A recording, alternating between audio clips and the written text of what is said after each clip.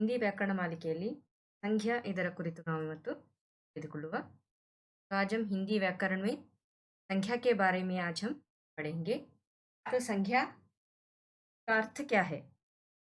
किसी व्यक्ति, वस्तु, स्थान तथा भाव के नाम को हम संख्या कहते हैं।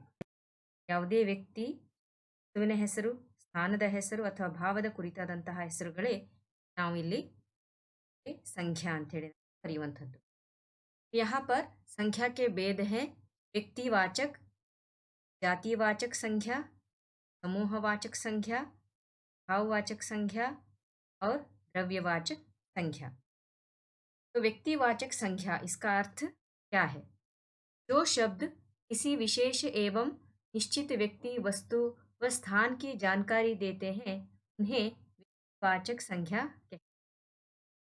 ಯಾವುದೇ ವಿಶೇಷವಾದಂತಹ ನಿಶ್ಚಿತವಾದಂತಹ ವ್ಯಕ್ತಿಯ, ವಸ್ತುವಿನ, ಸ್ಥಾನದ ಹೆಸರನ್ನು ಸೂಚಿಸುವುದೇ ವ್ಯಕ್ತಿವಾಚಕ ಸಂಖ್ಯೆ ಆಗಿದೆ।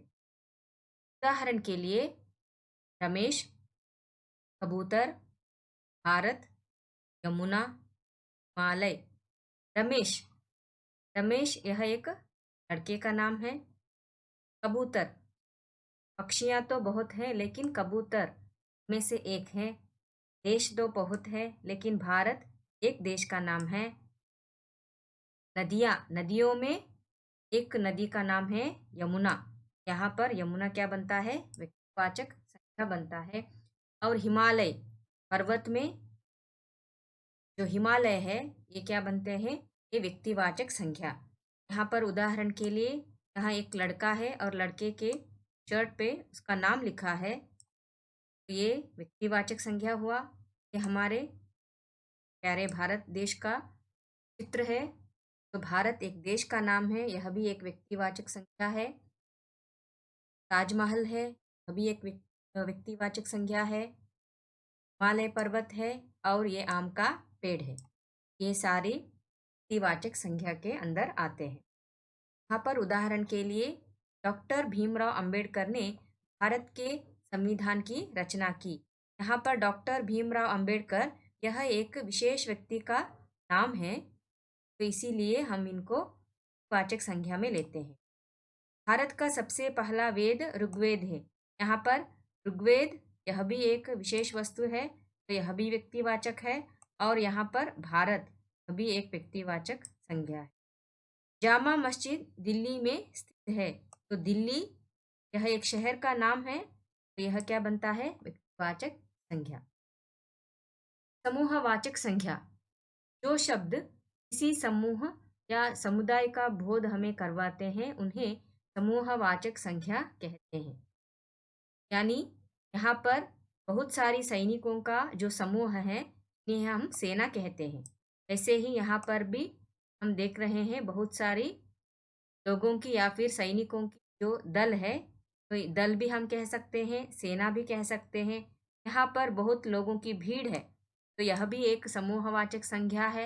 यहाँ पर एक झुंड है और यहाँ पर एक सभा है, तो यह सारी समूह या किसी समुदाय का बोध हमें करवाते हैं, तो इन्हें हम समूहवाचक संख्या कहते हैं।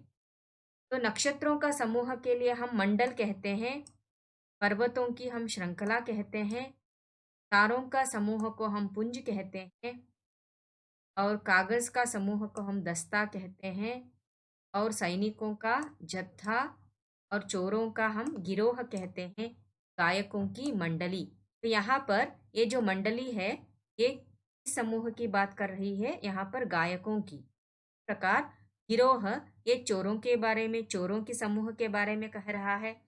जत्था सैनिकों के बारे में, या फिर दस्ता कागज की समूह, और उसी प्रकार पुंज तारों की जो समूह के बारे में कह रहा है। इसी प्रकार कोई भी शब्द समूह या समुदाय के बारे में बता रहा हो तो हम उन्हें समूहवाचक संख्या कहते हैं।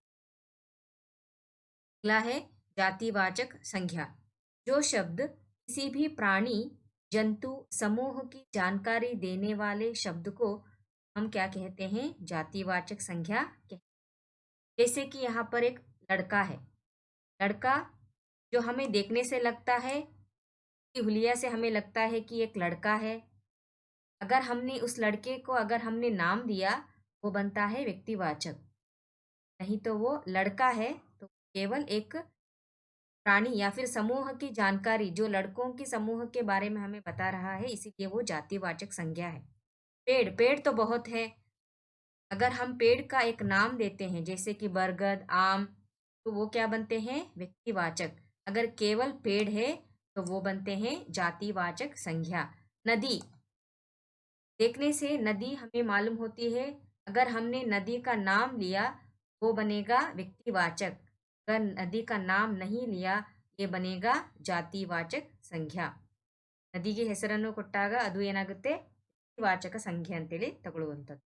यहाँ पर पर्वत, यह भी क्या होता है? जातिवाचक। पुस्तक, पुस्तक का अगर नाम नहीं है तो वह भी एक जातिवाचक संख्या में। उदाहरण के लिए रानी किताब पढ़ रही है, रानी किताब पढ़ रही है, तो यहाँ पर किताब, किताब का कोई नाम नहीं है इसीलिए ये जातिवाचक है। आज हम फल खा रहे हैं, फल, कोई भी फल हमें नहीं मालूम, आम है, सेब है, अंगूर है, नहीं मालूम, केवल फल है। जो फलों की जाति के बारे में कह रही है तो ये जातिवाचक है। बच्चे विद्यालय, पाठशाला जाते हैं, विद्यालय जाते हैं। अगर पाठशाला का कोई नाम नहीं है लेकिन जाति विद्यालय या फिर पाठशाला है तो हम उसे जातिवाचक संज्ञा कहते हैं। तो आगे हम देखते हैं भाववाचक संज्ञा। जिन शब्दों से किसी भी व्यक्ति या फिर वस्तु के गुण, दोष, दशा, अवस्था, धर्म आदि का हमें बोध होता है उन्हें हम भाववाचक कहते हैं। जैसे कि यहाँ पर एक लड़का है जो चिंतित लग रहा है, यानी इसकी जो देखने से हमें ऐसा अनुभव होता है कि चिंता भाव हमें लगता है। और यहाँ पर घबराहट, और इस चित्र को हम देखने से दर्द का हमें एहसास होता है। तो यहाँ पर अच्छाई, बुराई, जो केवल हमें हमारी महसूस अनुभव से हमें मालूम होता है, और हमें खाने से, उसके अनुभव करने से हमें उस चॉकलेट की मिठास हमें दिखाती है या फिर मिठास हमें लगती है। ये सारी जो है गुण या फिर दोष, अवस्था आदि का हमें बोध होता है, उनका अनुभव हम करते हैं, हम उनकी भावना हमारे अंदर जागृत होती है, तो ये सारे आते हैं भाववाचक संज्ञा। तो आगे हम देखते हैं द्रव्यवाचक संज्ञा।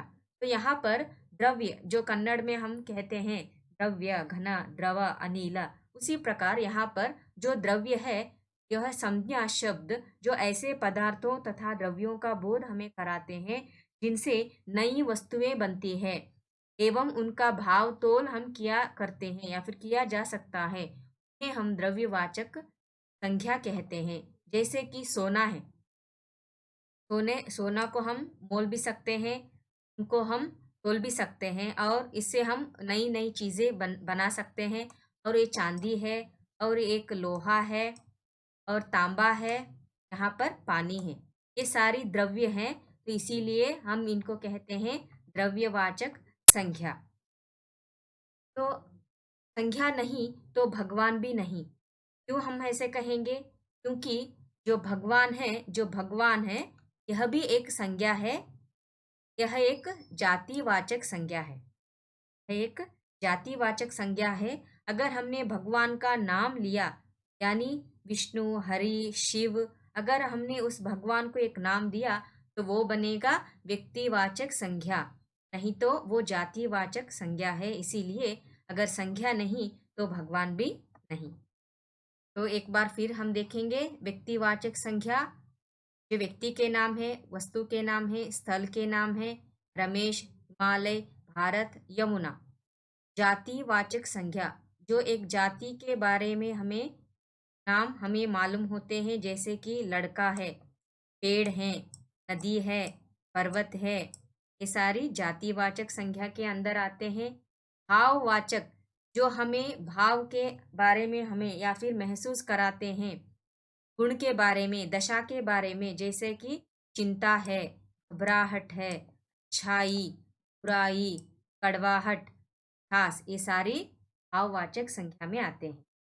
जो समूह के बारे में बताते हैं, जैसे कि सेना है, झुंड है, दल है, गण है, सारे समूहवाचक संख्या में आते हैं।